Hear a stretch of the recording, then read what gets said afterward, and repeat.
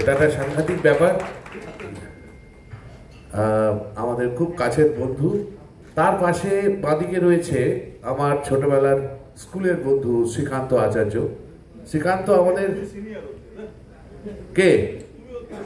হ্যাঁ, তো 1 বছরের সিনিয়র। এক কি বললি, ক্লাসের না কিসের? স্কুলের বন্ধু। হ্যাঁ, স্কুলে কি হয়েছে তা 1 বছর আগে পরে কি হতে পারে না? তবে বোঝা আসছে।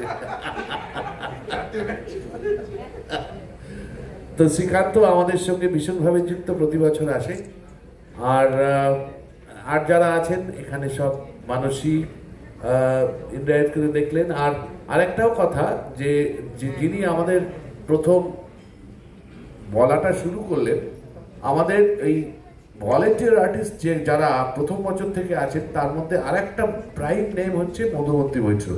মধুমন্তী মৈত্র কিন্তু সরসম্রাট ফেস্টিভ্যালের সঙ্গে এমনভাবে জুড়ে আছেন। আজকে ওর একটু তাড়া রয়েছে, একটু পরে বেরিয়ে যাবেন, একটু দেরি করে এসছেন। তো আমার সেটা মনে পড়লো যে দুদিকে লেট করে না ও।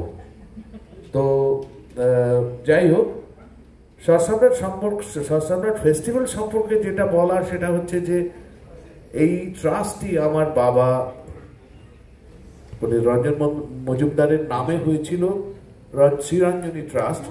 2003-এ বাবা চলে যান, তারপরে এই ট্রাস্ট তৈরি করে আমরা অনুষ্ঠান শুরু করি। এবং 2009-তে আমার অন্যতম গুরু ওস্তাদ আলিয়াবুল খাঁ সাহেব, আমার প্রথম এবং প্রধান গুরু কিন্তু ওস্তাদ বাহাদুর খাঁ সাহেব। তার চলে যাওয়ার পরে আমি ওস্তাদ আলিয়াবুল খাঁ সাহেবের কাছে যাই, এবং উনি চলে যাওয়ার পরে আমরা ভেবেছিলাম, আমি ব্যক্তিগতভাবে ভেবেছিলাম যে একটি ফেস্টিভ্যাল শুরু করব ওনার নামে, যেটি ওনার মাপের, ওনার সঙ্গে যায় সেরকম। তো সেইটার জন্য অনেক দিন ওয়েট করতে হয়েছে। প্রথমবার আমরা করি 2013-তে। পণ্ডিত তরুণ ভট্টাচার্য আমাদের আর এক বন্ধু, বিখ্যাত সত্তর বাদক, উনিও এসে পৌঁছেছেন, উনিও আমাদের অনুষ্ঠানে অংশগ্রহণ করেছেন।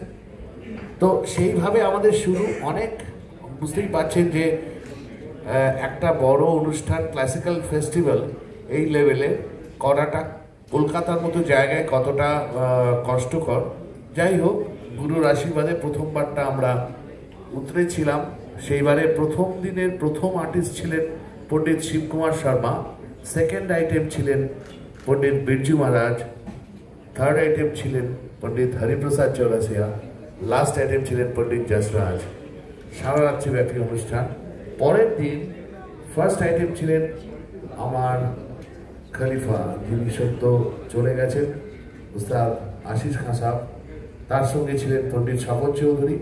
তারপরে ছিলেন আমাদের আর এক গুরুমা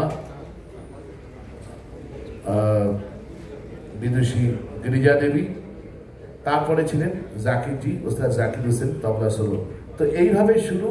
এই করতে করতে পায়ে পায়ে এইটা 12 বছর, দ্বাদশ উৎসব হচ্ছে, দ্বাদশ বর্ষে। এবং এইবারে আমরা যেভাবে ভেবেছিলাম, মধুমন্তী একটু উল্লেখ করে দিয়েছেন যে আমাদের প্রথম 2 দিন তো ছিলই, তৃতীয় দিন ছিলেন ওস্তাদ জাকির হোসেন। এবং আমি আমার অনুষ্ঠানে সাধারণত বাজাই না, কিন্তু এইবারে জাকিরজি বলেছিলেন যে এবার তোমার সঙ্গে বাজাবো, এবার তুমি বাজাবে। কারণ বুঝতেই পারেন যে এত বড় অনুষ্ঠান সামলে তারপরে নিজের বাজানোর মতো অতটা আমার মানে ক্ষমতা আছে কিনা আমি জানি না। যাই হোক, কিন্তু জাকিরজির অত্যন্ত একটা এক্সহর্শনের জন্য তার ডাক্তার তার যে অ্যাডভাইস দিয়েছেন সেই অনুযায়ী উনি মানছেন। বেশ কয়েক মাস উনি একটু রেস্টে আছেন, উনি আবার সুস্থ হয়ে গেলেই আবার এই অনুষ্ঠানটি হবে। কিন্তু আমাদের ওই দিন যে 2টি আলাদা অনুষ্ঠান ছিল, সেই অনুষ্ঠানের যে ধারাটা আছে সেটা পরে উল্লেখ করে দেবে। সেদিনকে 2টি অনুষ্ঠান ছিল আমার জাকিরজির আগে।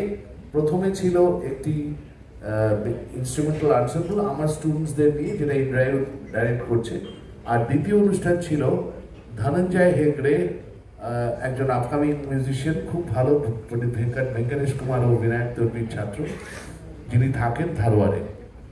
তো এই 2টি অনুষ্ঠানকে আমরা আগে দুদিনে ভাগ করে দিয়েছি, অর্থাৎ আমাদের 2টো থেকে সাধারণত হয়, এবারে 1টা থেকে শুরু হচ্ছে। আমার দুটো জিনিস আর বলার, সেটা হচ্ছে যে এই 12 বছরে আমরা যে পরিমাণ আপনাদের সহযোগিতা, শ্রোতা বন্ধুদের যে উৎসাহ উদ্দীপনা পেয়েছি, সেটাকেই পাথেয় করে কিন্তু আমাদের সম্রাট ফেস্টিভ্যাল SSF এসেছে। এবং সমস্ত আমাদের যারা বিজ্ঞাপন দাতা, আমাদের যারা অভিভাবক হিসাবে আছেন, সেখানে বেশ কয়েকজন এখানে আছেন যারা বিভিন্নভাবে হেল্প করেছেন। তাদের মধ্যে একজন আছেন ইন্দ্রজিৎ মুখার্জি। ইন্দ্রজিৎ তাকে দেখতে পাচ্ছি না, পিছনে হয়তো বসে আছেন। আর আছেন আমার বিশিষ্ট বন্ধু শিলাদিত্য গাঙ্গুলি, যিনি আমাদের এই প্রেস কনফারেন্সটি প্রত্যেকবার পরিচালনা করার জন্য সমস্তভাবে হেল্প করেন। আছেন আমাদের আরেকজন অত্যন্ত কাছের মানুষ, Shri Sharadindu Dutta, executive director ITC SRA, যিনি আমাদের অত্যন্ত শুভানুধ্যায়ী একজন ব্যক্তি। এবারও উনি হেল্প করেছেন আমাদের হোটেল পাওয়ার ব্যাপারে। তো আপনাকে অনেক ধন্যবাদ মিস্টার দত্ত। আর এছাড়া আমাদের সমস্ত বন্ধু বান্ধব এখানে যাদের যাদের দেখছেন, যারা আগে পার্টিসিপেট করেছে, আমার বন্ধু ভাইয়েরা, তারাও আজকে এসছেন। এখানে সকলকে দেখতে পাচ্ছি। আমার গুরুর আজীবনের সেক্রেটারি যিনি ছিলেন, যিনি বিভিন্নভাবে হেল্প করেছেন, তিনি হচ্ছেন আশিস রায়। এখানে বসে আছেন, একবার আশিসটা তুমি উঠে দাঁড়াও। হ্যাঁ, তো এইভাবে নানাভাবে আমরা যাদের যাদের কাছ থেকে বিভিন্নভাবে আমরা সাহায্য পেয়েছি,